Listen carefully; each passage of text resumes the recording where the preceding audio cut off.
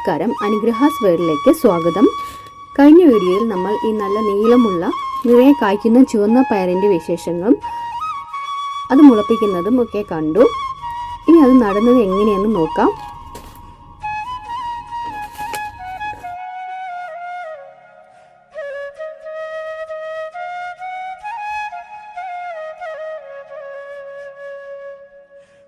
ആദ്യം നമുക്ക് മണ്ണൊരുക്കാം.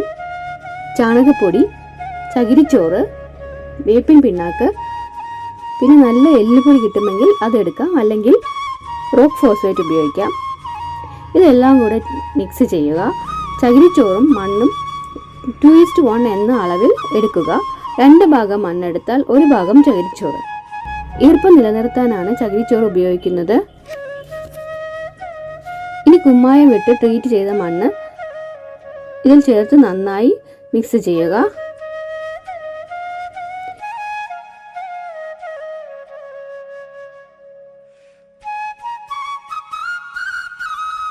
ഈ മണ്ണ് നമുക്ക് ഗ്രോ ബാഗിൽ നിറയ്ക്കാം.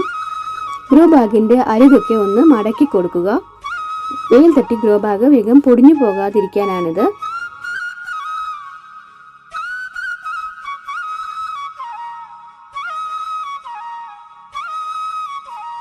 ഗ്രോ ബാഗിൻ്റെ പകുതിയോളം നമുക്ക് അരിയില നിറയ്ക്കാം. ഇത് ആര്യവേപ്പിൻ്റെ ഇലയാണ്.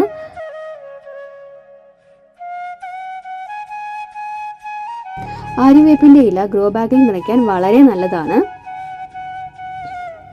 ഇത് കീടങ്ങളെ അകറ്റാൻ സഹായിക്കും.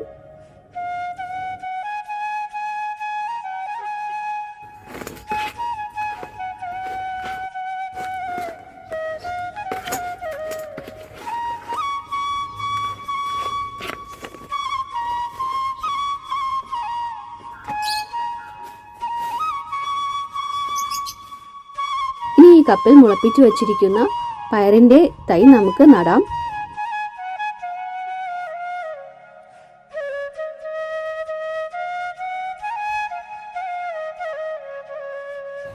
തൈ നട്ട ശേഷം കരിയില വെച്ച് നന്നായി പുതയിട്ട് കൊടുക്കുക. ഈർപ്പം നിലനിർത്താൻ വേണ്ടിയാണിത്. പെട്ടെന്ന് അഴുകുന്ന ഇലകൾ വേണം പുതയായി നമ്മൾ ഇട്ടുകൊടുക്കേണ്ടത്. ശിമക്കൊന്നയുടെ ഇലയോ മുരിങ്ങയുടെ ഇലയോ ഒക്കെ പുതയിടാൻ വളരെ നല്ലതാണ്. വള്ളി വീശി തുടങ്ങുമ്പോൾ നമ്മൾ പയറിന് പന്തലിട്ട് കൊടുക്കണം.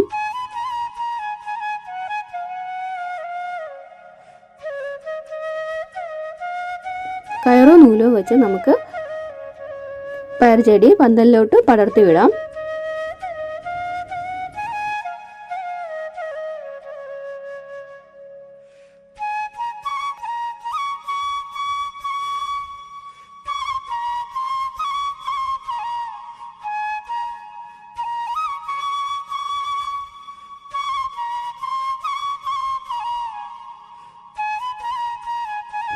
ഇത് നമ്മുടെ മയിൽപ്പീലി ചീരയാണ് കേട്ടോ.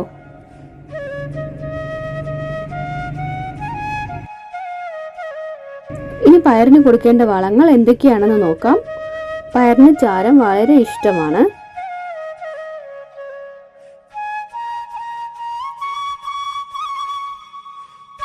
കഞ്ഞിവെള്ളത്തിൽ ചാരമിട്ട് 2-3 ദിവസം വയ്ക്കുക.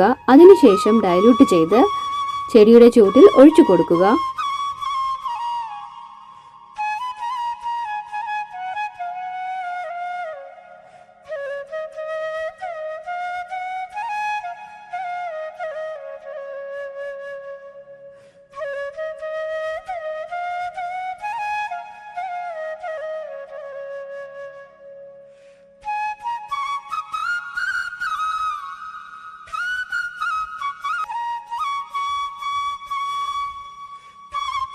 ഇനി കൊടുക്കാവുന്ന മറ്റൊരു വളം, പുളിച്ച കഞ്ഞിവെള്ളത്തിൽ കടല പിണ്ണാക്കിട്ട് 4-5 ദിവസം വയ്ക്കുക. അതിനുശേഷം ഡൈല്യൂട്ട് ചെയ്ത് ചെടികളിൽ ഒഴിച്ചു കൊടുക്കുക.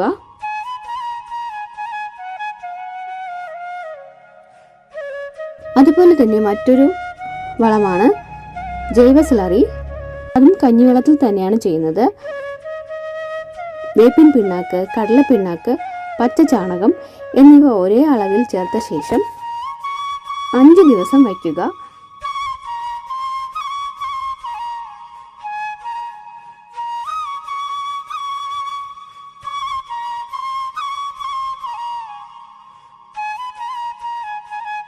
പച്ച ചാണകമാണ് ജൈവ സ്ലറി ഉണ്ടാക്കാനായിട്ട് എടുക്കേണ്ടത്. പച്ച ചാണകമില്ലാത്തത് കൊണ്ട് മാത്രമാണ് ഞാൻ ചാണകപ്പൊടി എടുത്തിരിക്കുന്നത്.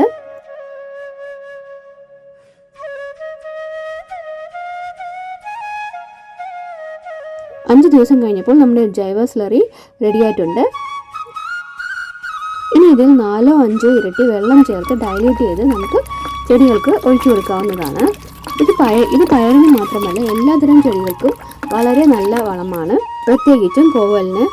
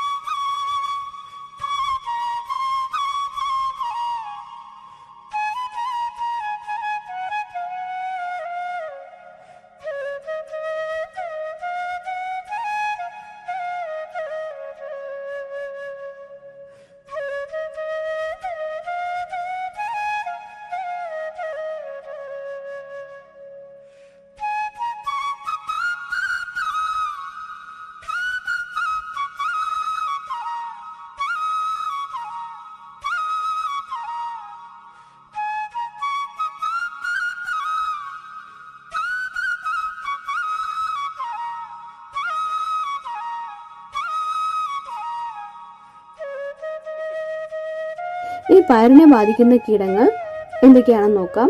അതിൽ പ്രധാനമായിട്ടുള്ളത് മുന്നയാണ്. ബിവേറിയ 5 ml 1 ലിറ്റർ വെള്ളത്തിൽ കലർത്തി സ്പ്രേ ചെയ്ത് കൊടുക്കുക. ഇത് ആഴ്ചയിൽ 2-3 തവണ ചെയ്തു കൊടുക്കണം. എന്നാൽ മാത്രമേ നല്ല ഫലം ഉണ്ടാവുകയുള്ളൂ. അതുപോലെ മറ്റൊരു കീടനാശിനി വേപ്പെണ്ണയാണ്. 1 ലിറ്റർ വെള്ളത്തിൽ 5 ml വേപ്പെണ്ണയും 5 തുള്ളി ലിക്വിഡ് ഡിഷ് വാഷും ചേർത്ത് കൊടുക്കുക. എന്നിട്ട് ചെടിയിൽ സ്പ്രേ ചെയ്ത് കൊടുക്കുക. പയറിന്റെ മറ്റൊരു ശത്രു ചാഴിയാണ്.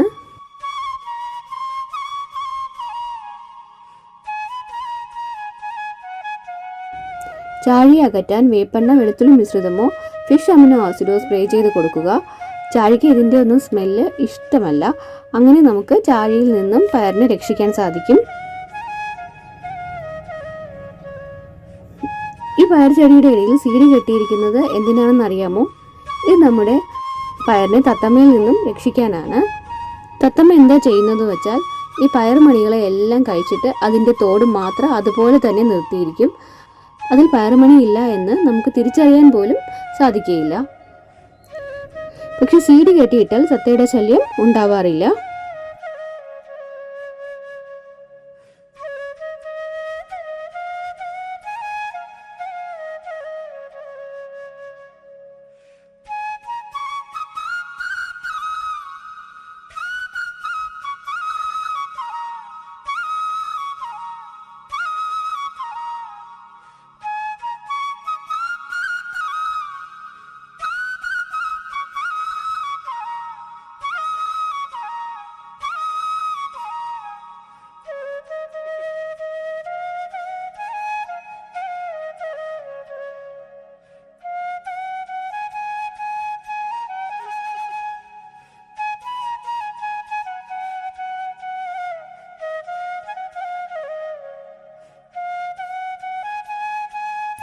ഈ പയർ വിത്തുകൾ പർച്ചേസ് ചെയ്യാൻ ആഗ്രഹിക്കുന്നവർ നമ്മുടെ വെബ്സൈറ്റ് വഴിയോ വാട്സപ്പ് വഴിയോ കോൺടാക്ട് ചെയ്യുക.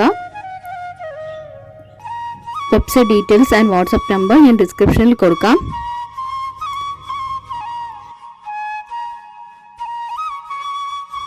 അതുപോലെ ഫ്രീ സീഡ്സ് വേണമെന്നുള്ളവർ അഡ്രസ് എഴുതി ശാമ്പൊട്ടിച്ച കവർ അയച്ചു തരിക. അയച്ചു തരാൻ അഡ്രസ് ഞാൻ ഡിസ്ക്രിപ്ഷനിൽ കൊടുക്കാം. കവർ അയക്കുന്നതിന് മുമ്പ് ഒരു കാര്യം പ്രത്യേകം ശ്രദ്ധിക്കുക. സ്റ്റോക്ക് ഉണ്ടോ എന്ന് കമന്റ് ചെയ്ത് ഉറപ്പുവരുത്തിയ ശേഷം മാത്രം കവർ അയക്കുക. അതുപോലെ നമ്മുടെ 7 തരം ചീരയിൽ ഏതെങ്കിലും ചീര വിത്ത് വേണമെന്നുള്ളവരും കവർ അയക്കുക.